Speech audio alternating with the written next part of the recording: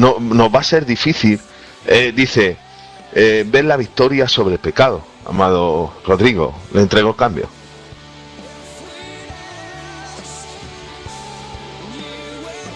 Sí, es correcto. Poder discernir el cuerpo y el alma y el espíritu, y cómo el nuevo nacimiento en el espíritu y la llenura del espíritu van relacionados en el discernimiento del cuerpo, del alma y del espíritu.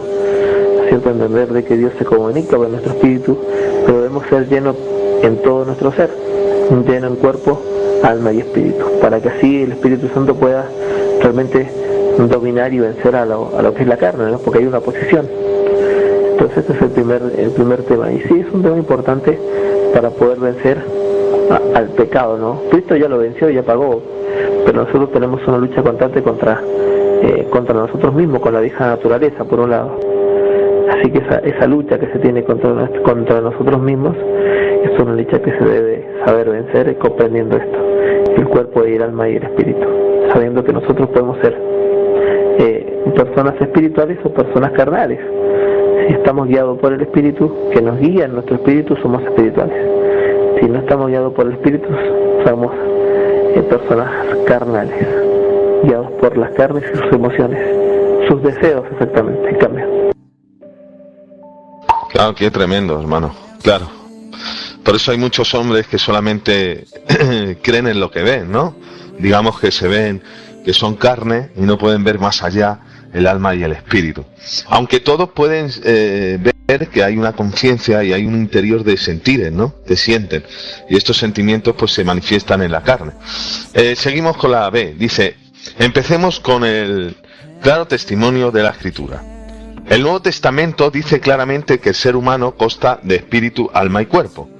Y el mismo Dios de paz os santifique por completo, y todo vuestro ser, espíritu, alma y cuerpo sean guardados irrepresiblemente para la venida de nuestro Señor Jesucristo. Esto es en 1 Tesalonicenses 5:23. Además, en el Nuevo Testamento hay una clara distinción entre las dos partes no materiales, el alma y el espíritu. Son distintas y diferentes, porque la palabra de Dios es viva, eficaz y más cortante que toda espada de doble filo, y penetra hasta partir el alma y el espíritu, las coyunturas y los tuétanos, y discierne los pensamientos y las intenciones del corazón. Esto está en Hebreos capítulo 4, versículo 12. En el Antiguo Testamento vemos que desde su creación el hombre ha tenido tres partes. Entonces, vamos a ver, dice, entonces Jehová Dios formó al hombre del polvo de la tierra y sopló en su nariz aliento de vida, y fue el hombre un ser viviente. Esto es en Génesis 2:7 para los hermanos que quieran verlo. A. Dios formó su cuerpo de la tierra, del polvo. B. Sopló en su nariz aliento de vida, su espíritu. C. En aquel momento Adán llegó a ser un ser viviente, el alma. Maravilloso, ¿no? Podemos discernir con el Nuevo Testamento y con el Antiguo Testamento cómo el Señor crea al hombre en cuerpo, alma y espíritu. Cambio, hermano Rodrigo. Claro, eso nos da mucha luz el hebreo ahí en Génesis. Y dijo Dios, hagamos al hombre a nuestra imagen y semejanza. Hasta ahí solamente tenemos dos áreas de la imagen y semejanza. ¿Sí? Tenemos el cuerpo y el alma, nada más que eso. Lo que después se introduce a través del aliento es el espíritu, la diferencia con el resto de la creación. Así que esa fue la gran diferencia radical en nuestra creación con el resto de las especies. Cuerpo, alma y espíritu. Sí, vimos que fue creado a imagen y semejanza. La palabra en imagen es muy puntual, sí, en el hebreo. Dame un segundo que te doy ahí algunas. Génesis 1:26 esta. Dice, hagamos al hombre a nuestra imagen. La palabra imagen es telsem, ¿sí? Teslem. Esta palabra representa como una ilusión, como si fuese un fantasma o una figura, pero que no puede ser palpable, ¿sí? Y después la palabra semejanza, demut, También la palabra semejanza es de apariencia, pero esta está aplicada a lo que son las imágenes físicas que se pueden palpar, formas, apariencias y aspectos, ¿no es cierto? Pero aunque las dos significan lo mismo, esta segunda puede ser un aspecto en algo que sea palpable. Cambio. Wow, qué interesante, ¿no? Una se puede palpar, otra no, y una se puede ver. Es tremendo eso, amado el hebreo. Mire, vamos a seguir con el punto que comparte aquí el hermano. Dice: además de esto, las tres partes del hombre se ven claramente en su muerte. A mí lo que me hace disfrutar, hermano Rodrigo, es cómo la palabra con la palabra nos vemos lo que somos por dentro, por medio de la palabra, por la fe. Sin en cambio, si hablamos a una mente natural, no puede discernir, no sabe qué es lo que es. Pero la gracia de Dios ha sido para con nosotros, de poder ver que somos alma, cuerpo y espíritu, y cuál es la parte, la que no está en la voluntad de Dios, y cuál no. Bueno, continuamos. Dice: 1. Al morir el cuerpo vuelve a la tierra, al polvo, y el espíritu vuelve a Dios, quien lo dio. Todo va a un mismo lugar, todo es hecho del polvo, y todo vuelve al mismo polvo. ¿Quién sabe que el espíritu de los hijos del hombre suben arriba? ¿Y quién es el espíritu del animal? ¿Y quién el espíritu del animal desciende abajo a la tierra? Esto viene en Eclesiastes 3, 20 y 21. Y el polvo vuelve a la tierra como era, y el espíritu vuelve a Dios que lo dio. Eclesiastes 12, 7. A. El espíritu no es usted, no es su personalidad, la persona dentro de su cuerpo. B. Su espíritu es la vida que Dios le dio. Y él ha dado un espíritu tanto al animal como a los hombres, aunque obviamente son diferentes. C.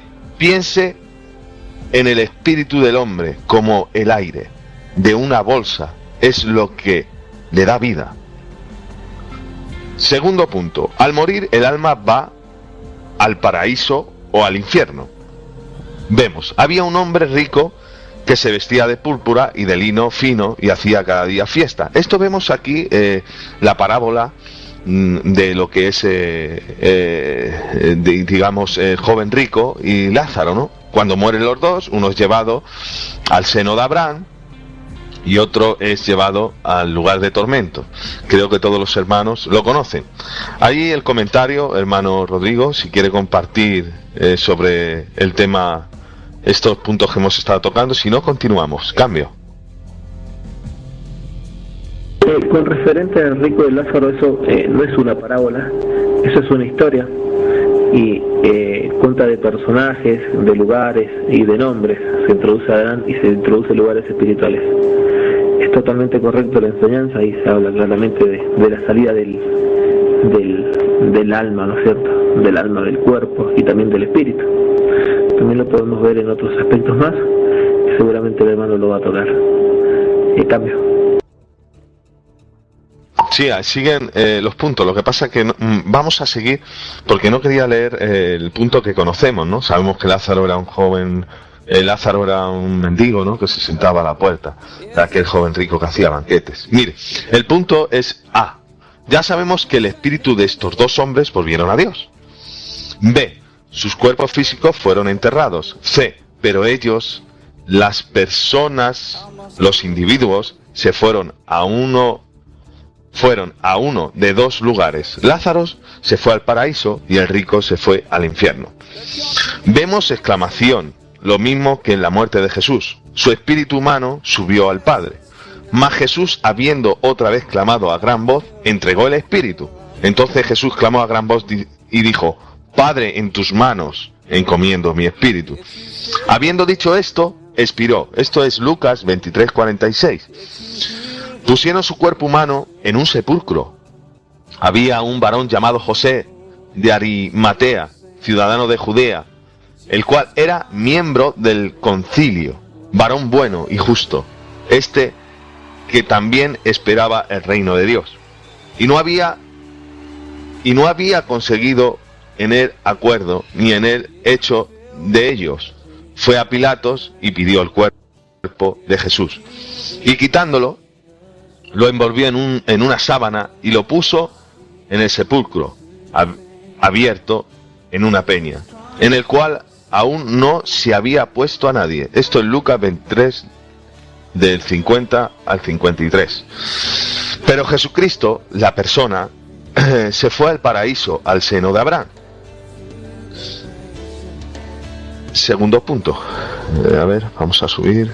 Dice, antes de morir, él dijo al ladrón arrepentido, hoy estarás conmigo en el paraíso. Y le dijo a Jesús, acuérdate de mí cuando venga en tu reino. Entonces Jesús le dijo, de cierto te digo que hoy estarás conmigo en el paraíso. Lucas 23, versículo 42-43. Segundo, en el día de su muerte, Cristo fue a un lugar en el corazón de la tierra. Era un lugar cerca del infierno, pero aparte, separado de allí por una gran cima. Lucas 16, 19 y 31. Porque como estuvo Jonás en el vientre del gran pez 3 días y 3 noches, así estará el Hijo del Hombre en el corazón de la tierra. 3 días y 3 noches. Mateo 12, versículo 40. Le entrego el cambio en un comentario, hermano Rodrigo, cambio. Bueno, respecto a Cristo, ¿no? Ahí sería bueno aclarar esto. Cristo no tiene alma. Alguno dirá, bueno, pero dice, Cristo se dolió en su alma, y hay 2 o 3 textos que hablan del alma. La palabra alma tiene una significación bastante amplia en el Nuevo Testamento. No siempre significa alma en el sentido literal, sino puede ser en el sentido figurado, que se refiere a mente, o puede ser traducido a su corazón, ¿sí? También la palabra alma puede ser a su ser, ¿no es cierto? Puede ser. Así que es algo importante. Entendemos que Cristo no posee alma, ya que Él es el Verbo encarnado. Él es el Verbo que se hizo carne. En cambio. Entonces, cuando el Señor se refiere a alma, es un pensamiento, ¿no? Bueno, aquí hay un punto que iba a leer que dice así, hermano, y ahí nos aclara. Él, su alma, la persona, descendió a la parte más baja de la tierra, al seno de Abraham, en el corazón de la tierra. Por lo cual dice, subiendo a lo alto, llevó cautiva la cautividad y dio dones a los hombres, y eso de que subió, que sino que también había descendido primero a las partes más bajas de la tierra. El que descendió es el mismo que también subió por encima de todos los cielos para llenarlo todo. Esto es en Efesios capítulo 4, versículo 8, del 8 al 10. Ahora, el punto 4. Haya en el seno de Abraham Jesucristo, la persona, su alma, su cuerpo, su espíritu. Predicó y anunció su victoria encima de la cima a los ángeles que pecaron en el Génesis 6.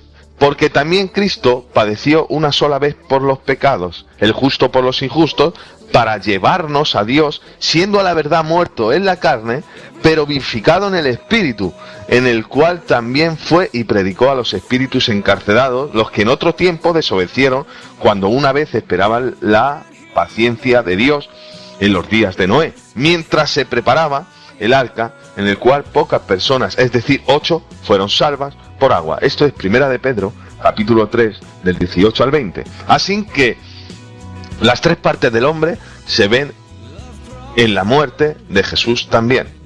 Le entrego el cambio.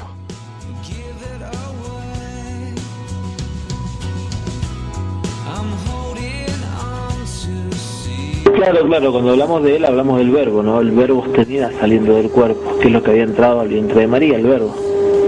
Aunque la Biblia lo traduce como alma en el sentido de corazón, de su corazón o de su ser, no en el sentido literal con relación a los humanos. Está correcto, cambio. Digamos que con respecto a los humanos hablamos de un corazón de piedra, ¿no?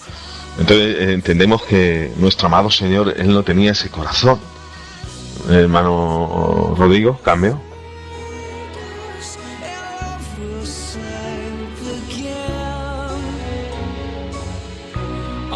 Sí, es totalmente diferente el corazón de Cristo al nuestro, ¿no? Él no tiene relación con el pecado, en cambio. Amén, qué tremendo, amado, claro. Por eso dice que romperá la piedra y nos dará un corazón de carne, o sea, nos entrega su